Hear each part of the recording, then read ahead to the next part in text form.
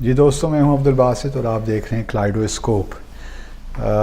وزیر خارجہ بلاول بھٹو زرداری نے چین کا 2 روزہ دورہ کیا اور کل 22 مئی کو جوائنٹ اسٹیٹمنٹ ایشو ہوئی۔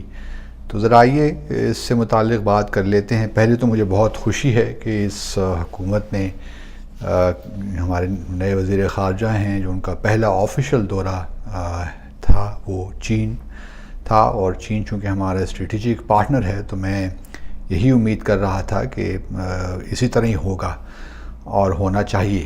اور اب میں امید کرتا ہوں کہ شہباز شریف صاحب اب چونکہ سعودی عرب ہو آئے ہیں تو اب وہ بھی جلد ہی چین کا سرکاری دورہ کریں گے۔ جوائنٹ اسٹیٹمنٹ جو ایشو ہوئی، تھوڑا سا اس کا تجزیہ کر لیتے ہیں۔ 15 پیراگراف کی جوائنٹ اسٹیٹمنٹ ہے دوستو، اور جو ان کے وزیر خارجہ کی جو اپنے چینی ہم منصب سے ملاقات ہوئی اس کے حوالے سے، اور اس میں بڑی اچھی باتیں ہیں اور بڑی مناسب اسٹیٹمنٹ ہے۔ بہت طویل بھی نہیں ہے اور بہت مختصر بھی نہیں ہے، اس میں تمام وہ ایشوز کورڈ ہیں جو کہ ہونے چاہیے۔ صرف تھوڑا سا مجھے اس میں بھی ایک پازیٹیو چیز نظر آتی ہے مجھے، لیکن شاید لینگویج تھوڑی سی مختلف ہو سکتی تھی۔ 2 چیزیں ہیں، 3 چیزیں ہیں بلکہ آپ کہہ لیجئے، جس کا میں خاص طور پہ ذکر کرنا چاہتا ہوں اس اسٹیٹمنٹ کے حوالے سے۔ ایک تو یہ ہے کہ دونوں ممالک نے اس بات کا اعادہ کیا کہ وہ ایک انٹرنیشنل رول لا بیس سسٹم کو پروموٹ کرتے ہیں، رول بیس سسٹم، UN چارٹر کی بھی حمایت کرتے ہیں، اور باقی بھی جتنے بھی انٹرنیشنل اس سسٹم میں ہمارے ملٹی لیٹرل ایگریمنٹس ہیں، انٹرنیشنل لا کے حوالے سے جتنی بھی چیزیں ہیں وہ ان پہ اعادہ کرتے ہیں۔ یعنی یہ کہ جو پوسٹ سیکنڈ ورلڈ وار کے بعد ایک سسٹم ایوالو ہوا ہے وہ پورا اس کے ساتھ چلنا چاہتے ہیں، تو یہ ایک بہت اچھی بات ہے۔ اور اس سے جو دوسرے ممالک ہیں یا خاص طور پہ US وغیرہ ایک پروپیگنڈا کرتے رہتے ہیں چین کے خلاف کہ چین اور روس جو ہیں وہ رول بیس سسٹم نہیں چاہتے، تو یہ اس بات کو نگیٹ کرتا ہے۔ دوسرا جو معاملہ، ہمارے وزیر خارجہ نے جموں اور کشمیر کا معاملہ اٹھایا اور بریف کیا اپنے چینی ہم منصب کو اس وقت کیا وہاں پہ مقبوضہ جموں اور کشمیر میں کیا ہو رہا ہے۔ اس کانٹیکسٹ میں پھر دونوں وزرائے خارجہ نے اس بات کی ریٹریشن کی، دہرایا کہ اعادہ کیا کہ جو جموں اور کشمیر کا تنازع ہے اس کو UN جو قراردادیں ہیں UN سیکورٹی کونسل کی ان کے مطابق حل ہونا چاہیے، اور ساتھ میں یہ بھی ہے کہ بائی لیٹرل ایگریمنٹس جو ہیں ان کے تحت حل ہونا چاہیے۔ تو آبویسلی ایک چائنا کی پوزیشن ہے کہ آپ اس کو بھارت کے ساتھ جس طرح شملہ ایگریمنٹ میں ہے کہ آپ اس کو بائی لیٹرلی ڈسکس کریں۔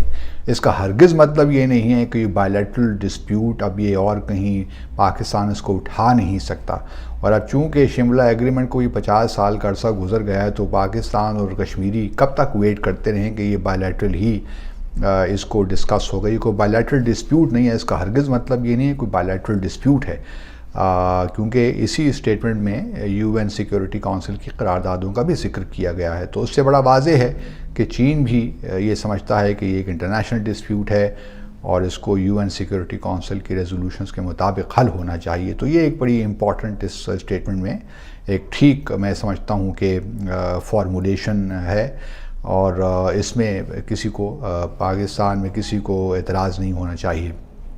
تیسرا جو معاملہ ہے وہ ہے افغانستان کا۔ افغانستان کے معاملے میں گو کہ دونوں ممالک نے اس بات کو ری آئٹریٹ کیا ہے کہ افغانستان میں جو ہیومینیٹیرین کرائسس ہے اس کو اوائڈ کرنا بڑا ضروری ہے، لیکن اس اسٹیٹمنٹ میں انٹرسٹنگلی جو ہے انٹرم افغان گورنمنٹ کا استعمال کیا گیا ہے یہ الفاظ، جسے اور دوسری انٹرسٹنگ بات یہ بھی ہے کہ اس میں جو 2 ریزولوشنز ہیں UN سیکورٹی کونسل کی جو 15 اگست کے بعد آئیں جب طالبان نے حکومت سنبھالی کابل میں، اس کے بعد ہوئی، ایک تو 2593 ہے جو 30 اگست 2021 کو ہوئی۔ اس وقت بھارت UN سیکورٹی کونسل کا پریزیڈنٹ تھا اور وہ اس کا سیکنڈ لاسٹ ڈے تھا، کیونکہ اس وقت دسمبر میں ان کی پریزیڈنسی تھی۔ اور پھر اگلے مہینے 15 جنوری 2022 کو ایک اور ریزولوشن ہوئی 2615۔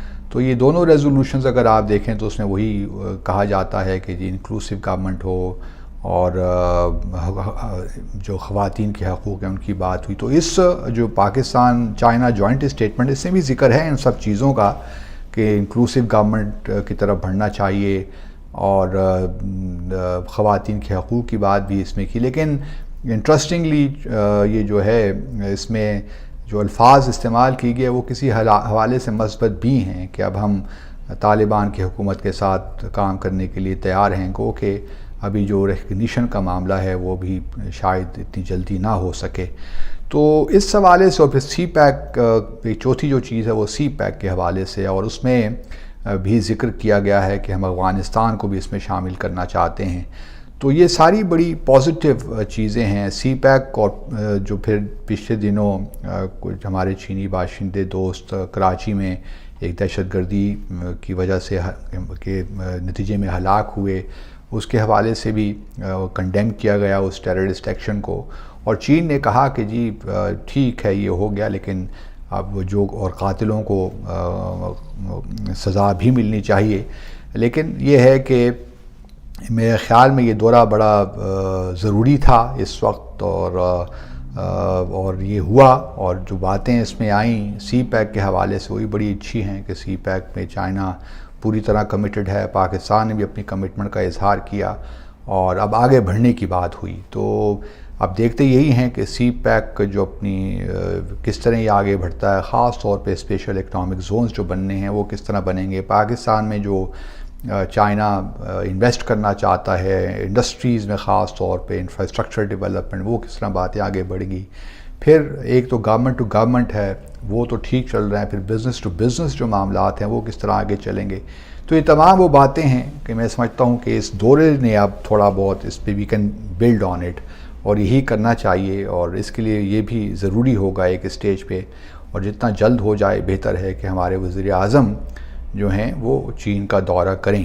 اور بس یہی باتیں ہیں، اور ایک اچھا اسٹارٹ لیا. اور میں سمجھتا ہوں کہ وزیر خارجہ زرداری نے اپنے اس کے باوجود کہ وہ ابھی ینگ ہیں، ان کا تجربہ بھی نہیں ہے فارن پالیسی کے میدان میں، لیکن اوور آل آئی تھنک کہ he is conducting himself very well. ابھی آج وہ ڈیووس جا رہے ہیں ورلڈ اکنامک فورم کی میٹنگز اٹینڈ کرنے، وہاں بھی بڑی بائی لیٹرلز ہوں گی on the margins. So we will keep watching اور keep reporting to you on Kaleidoscope. دیکھتے رہیے ہمارا چینل، اور خوش رہیے. اللہ حافظ.